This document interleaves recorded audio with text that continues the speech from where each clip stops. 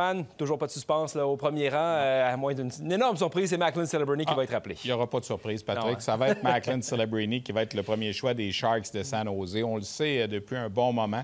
Il y a peut-être un an et demi, on avait commencé à parler d'une lutte entre lui et Cole Heiserman, l'Américain. Finalement, Heiserman a perdu des plumes, mais Celebrini n'en a jamais perdu des plumes. Il a joué avec des joueurs beaucoup plus âgés que lui tout au long de la saison. Il a été dominant. Il a été dominant pour le Canada également au Mondial junior. Alors, Macklin Celebrini, c'est un gars de Vancouver qui va s'en aller du côté des Sharks de San Jose. Au deuxième rang, j'ai placé le Russe Ivan Demidov.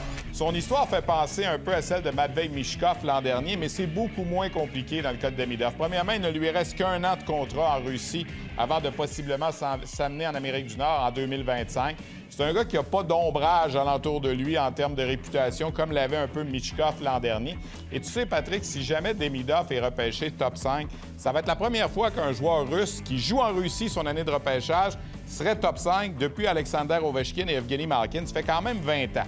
Mon top 5 se complète. Et évidemment, là, je fais ça au meilleur de mes connaissances et ça vaut ce que ça vaut.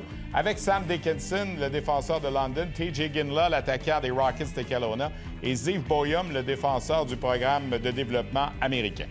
Donc, on vient de voir ce fameux top 5-là. À ton avis, c'est Sam Dickinson qui serait le meilleur défenseur dans l'enquête? Moi, j'ai vraiment adoré la performance de Dickinson à la Coupe Memorial avec les Knights de London. Oui, les Knights ont perdu en finale, mais ce gars-là a joué des matchs de 32, 33, 34 minutes. Il a 17 ans. Il était continuellement sur la patinoire. C'est un patineur extraordinaire.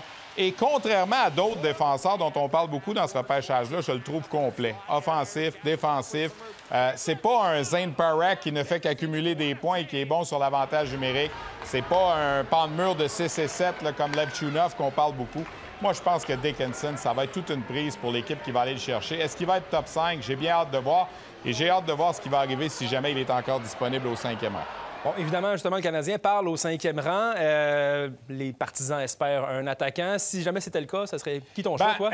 On a vu le directeur général, Kent Hughes, dire dans le meilleur des mondes, on pêchera un attaquant. Si Dickinson est là au 5e rang, on verra ce que le Canadien va faire. L'an passé, on a pris un défenseur. Moi, j'adore TJ Ginla. Je sais qu'on parle beaucoup de Caden Lindstrom, qui est beaucoup plus gros. On parle beaucoup de Berkeley Catton, qui est très intelligent.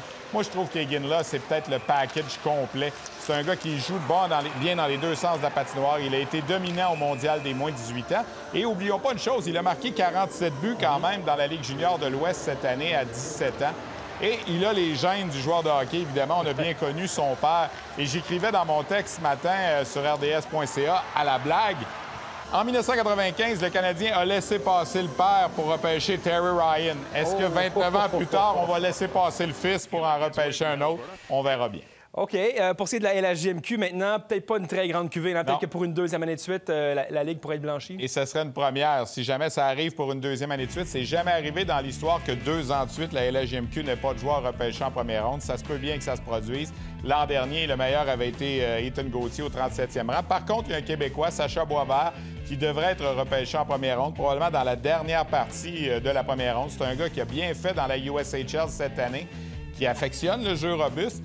Et c'est un Québécois qui s'en va l'an prochain dans le prestigieux programme de North Dakota. Ça va être le premier Québécois de l'histoire à jouer pour cette équipe-là à North Dakota l'an prochain. Alors, j'ai comme l'impression que lui va être entre 22 et 32 probablement.